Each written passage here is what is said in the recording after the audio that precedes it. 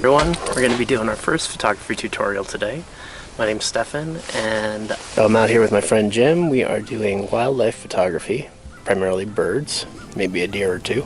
How long have you been doing this, my friend? I've only been doing photography for about a year and a half. About a year. Any tips you got? Point and shoot. Point and shoot, get good glass, and be patient, and wear layers.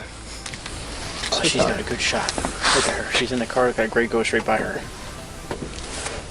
Where's the gray ghost? Huh? Where's the gray ghost? Right where we were. Now it's flying. See her blue car? That bird's like the elusive bird here. Maybe we should head back over there.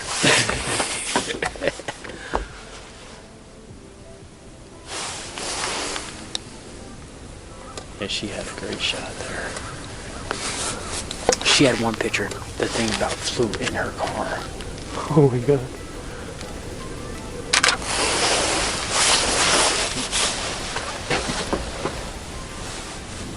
This right here is a Canon 6D Mark II.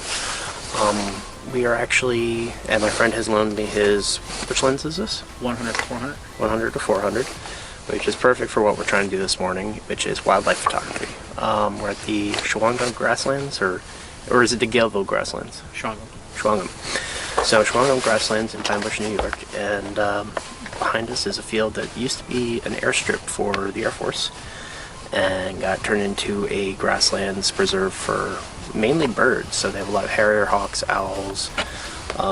Today there's quite a bit of activity, and in the mornings there's usually quite a few people here. My friend Jim was saying that they all kind of line up to get shots, and at nighttime as well. And right now, a whole bunch of people over here. This is light. So right now, you can see on my tripod, I am filming they call it the gray ghost. It's the male version of a harrier hawk. And he's just kind of chilling out on this post here.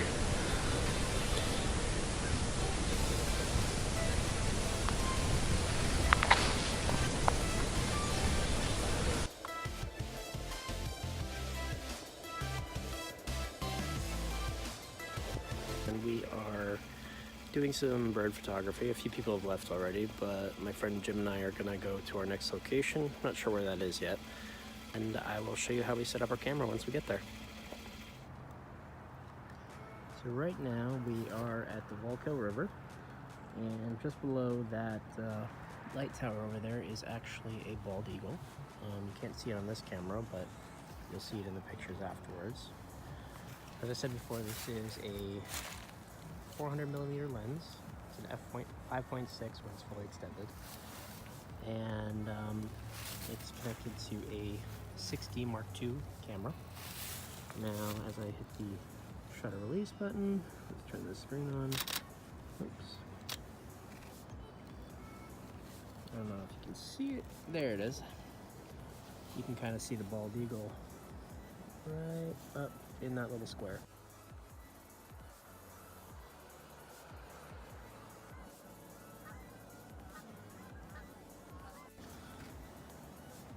Now, as far as settings go in here, I have it set to 400 at 5.6. However, because it's on a tripod, we can actually slow this down a bit.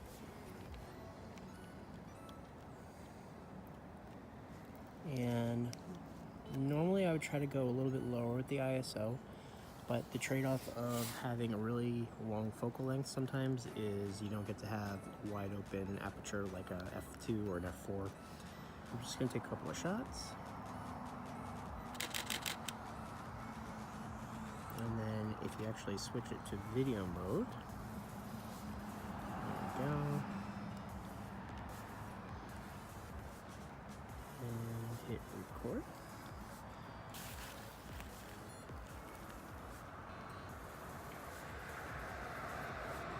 There's Jim getting his shot too. What settings are you at, man? Right now I'm at F8 and ISO of 2000 with a 1.4 extender on. There you go. Now it's kind of dim outside right now just because of the fact that it's pretty early in the morning and it's overcast, and the color tones are all pretty much the same. So we're kind of limited to some of the settings that we can use to get really good shots. In fact, we have to jack up the ISO higher than we would like, which, you know, the downside is it creates more noise.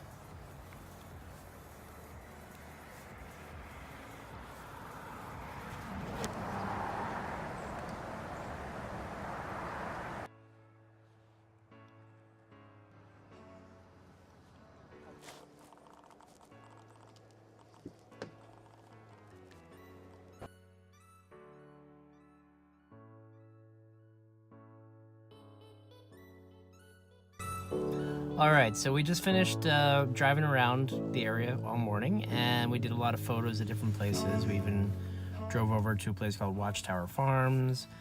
There's a lot of really nice countryside along there, and you know, once you start knowing what you're looking for, you start realizing that there's like hawks everywhere. When you're driving, if you see like a kind of a white bulb in one of the far off trees, quite often that's usually a hawk or a falcon of some kind. So we got to see some pretty cool stuff, including a kestrel, a red-shouldered hawk, a male and female harrier, some starlings, blue jays, red-headed woodpeckers, as well as the little guys. I don't remember what variety they are. And even a bald eagle too. So, I mean, it's been a pretty fun morning as far as going out and getting bird shots.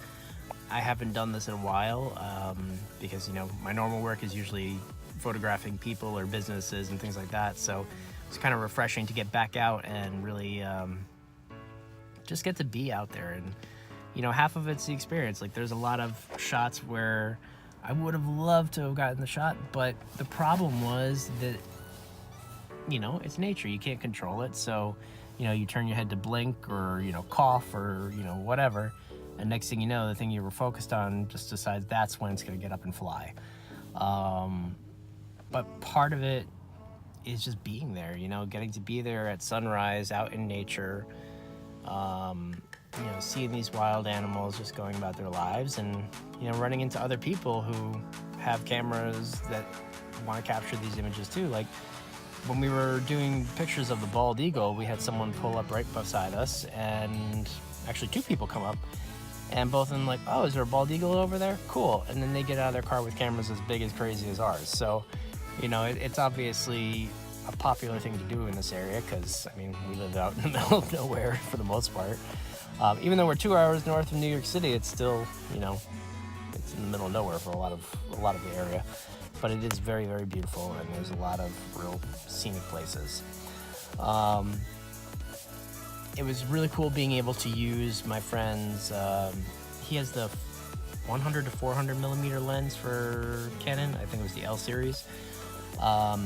You know, just in terms of the capability of the lens, I mean, it's nice to be able to zoom that far, because the biggest zoom that I have is my 70 to 200, which is usually enough for what I need to do as far as portraits and weddings and whatnot, but having that extra reach was really cool.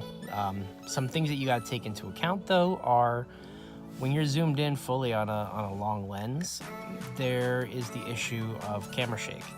It's like anything. If you have a short stick and you shake it on this end, it's going to have a little bit of vibration. The longer the stick is, the wider that arc is. So camera vibration becomes an issue with a long lens because you're basically zooming in really, really far like a telescope. So you got to put it on a tripod or balance it on a stationary surface, or shoot at a really, really high shutter speed, because otherwise you're just not going to catch the shot. Everything's going to be blurry.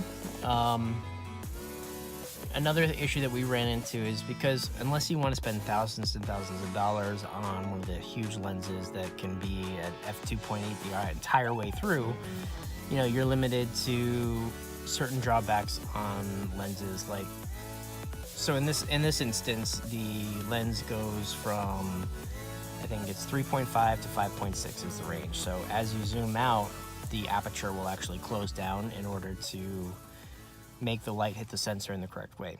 In order to make it work, though, you have to compensate by either changing the ISO or the shutter speed, or both.